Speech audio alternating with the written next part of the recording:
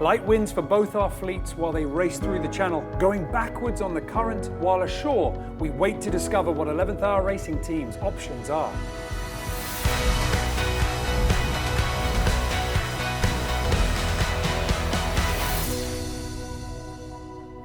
Welcome to the Ocean Race Show, where 11th Hour Racing Team are making good progress while returning to the dock in The Hague and repairing their boat.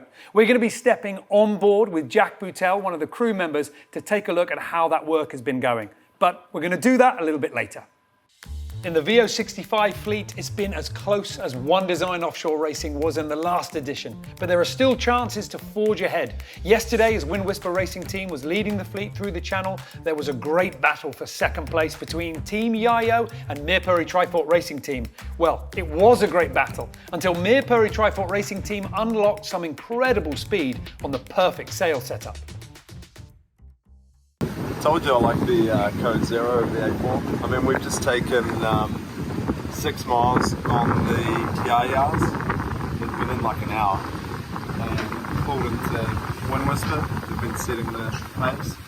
We're just sort of rumbling over them at the moment, really. Yeah, they're half a mile to leeward there. Back in Susie Peters' home waters, you know, bit of local knowledge. Susie Peters, the navigator on Meerpuri Trifort Racing Team, was able to rely on that incredible boat speed that the rest of the crew were providing her to use. But for another boat, Austrian Ocean Racing powered by Team Genova, they weren't just using boat speed, they decided to split off from the rest of the pack, as we said in our show yesterday. And the other teams in that fleet were very interested to see if that would work. Austrian team who was behind decided to split and go opposite direction while the others followed us, and they gained quite a bit, but we're coming back into them. So we're just feeling really good. Just got to keep the powder dry and keep positive and just keep pushing. It'll all work out. It's been a bit of a waiting game, sailing downwind on a spinnaker in the light winds, with concentration narrowed onto small adjustments to the trim and the helm, and the crew of the Polish boat has been spending their time teaching each other the language of the team to various degrees of success. Cześć, dobrze, dziękuję, and then a few swear words that's probably not appropriate. It's been very light, which has meant pretty broken sleep because we've been doing a lot of drives, so we've been up and down a bit. So.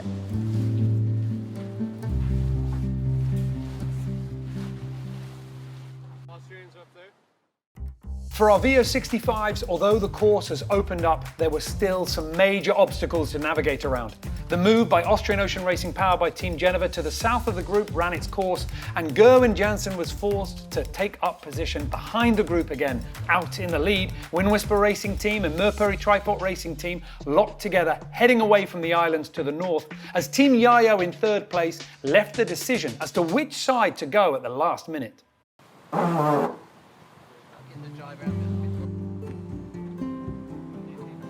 It's not just avoiding the shallows, it's playing the tide. In this part of the sea, the different currents are strong and mix violently.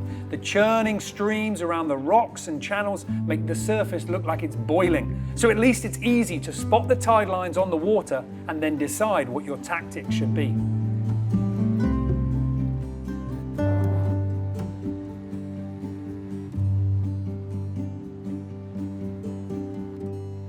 So right now we're going to the west because the other boats also went to the west.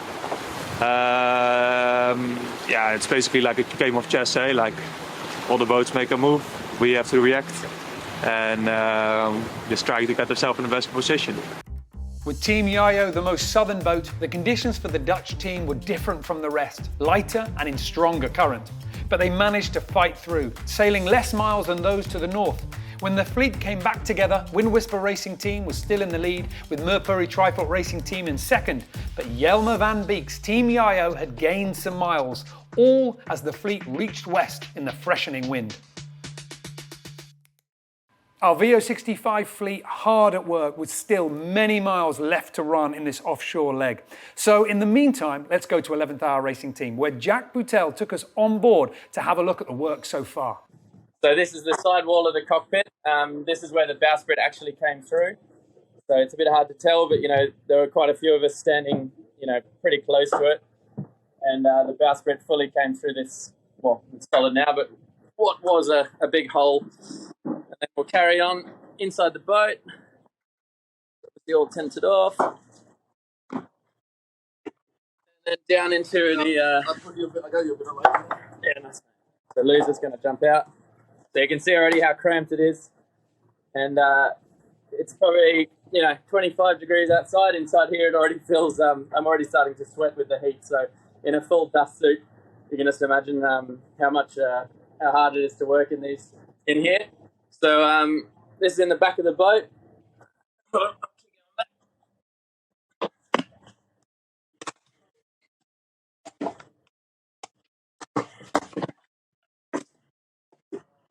Yeah, super dusty back here, but that's basically that panel that isn't black, which is white. That's the sort of foam panel that we glued in yesterday. And then obviously all this foam needs to be recovered in carbon fibre on the inside as well. So there's that panel there. So you can see there's a panel up on the roof here.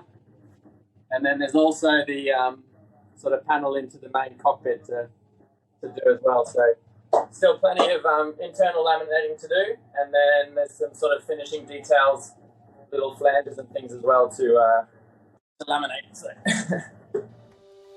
All the crew on board 11th Hour Racing Team, the shore team, everybody involved with this project can start to feel the positive benefits of this 48 hours of intense hard work.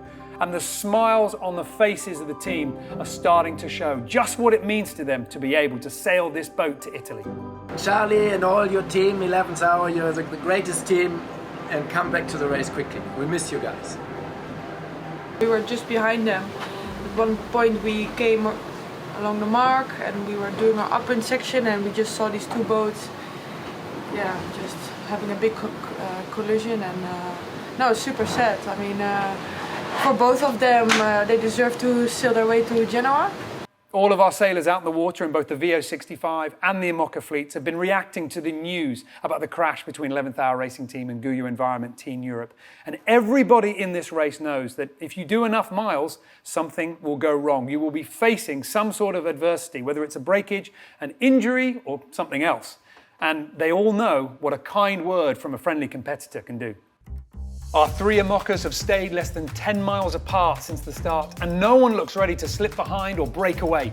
Team Holcim PRB are still in the lead, but frustratingly for them, they have not been able to shake off Bioterm in second, who are settling in for the long leg, dominated by strong currents and light winds this side of the Mediterranean.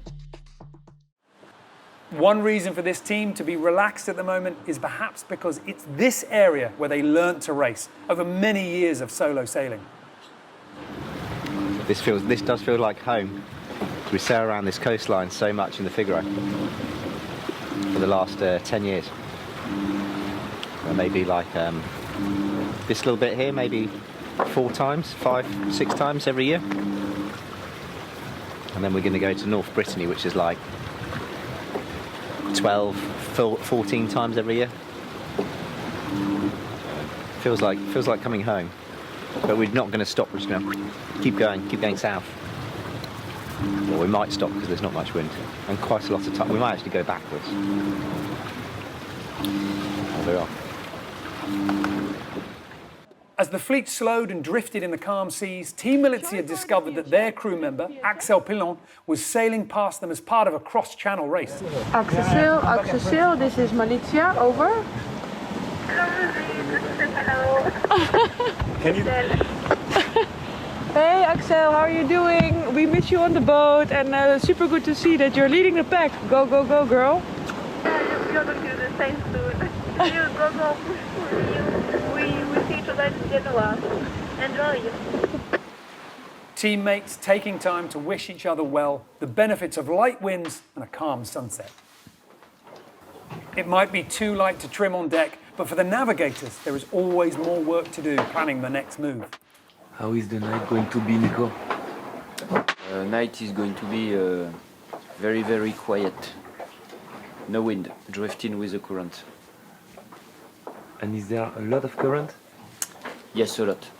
we are in a ras blanchard, we can have up to 7 or 8 knots of current.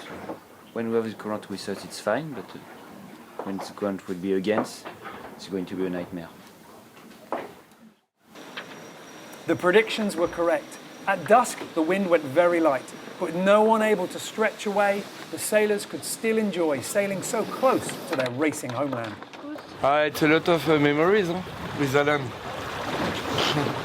We did a lot of races in Figaro here. Finish, start. But yeah, it's strange ocean race, but it's also a town we visit a lot in IMOCA. We have the fast net now, finishing in Cherbourg.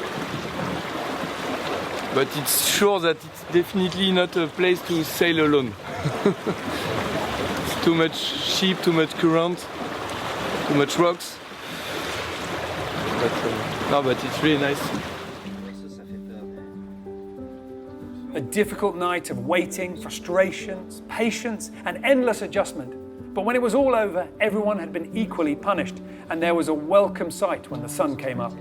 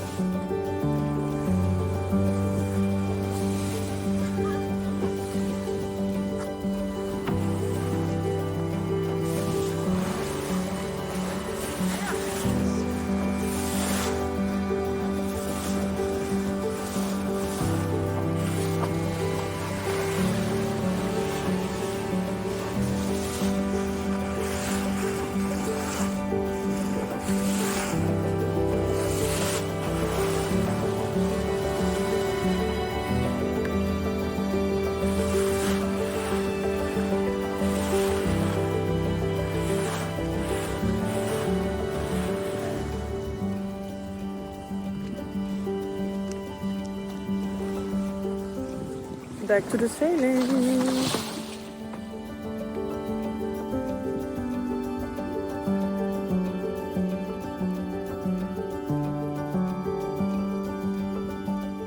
There wasn't much racing to be going back to. It was light for the leaders, Team Holcim PRB, now 12 miles ahead. Not much, but in light winds that can mean getting the conditions your rivals don't. However, for the Swiss boat, the wind was only barely keeping them moving.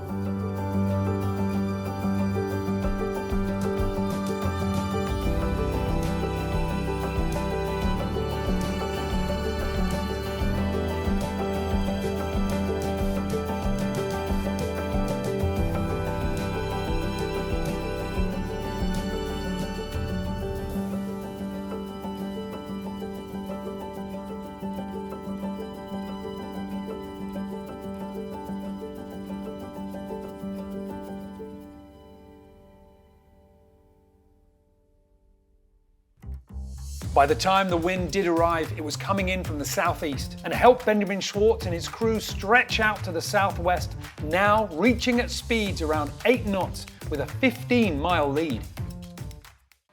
Our 3 IMOCAs and 5 EO65s continue to push on with many miles left to run in this leg. The next forecast is going to be moving them onto an upwind course, slowing their progress. But it might be good news for the tacticians as it allows some chess moves to play out if they can think their way through the problems. We're going to be keeping our eye on the progress of all our teams, including those ashore, and bring you the latest news soon. We'll see you then.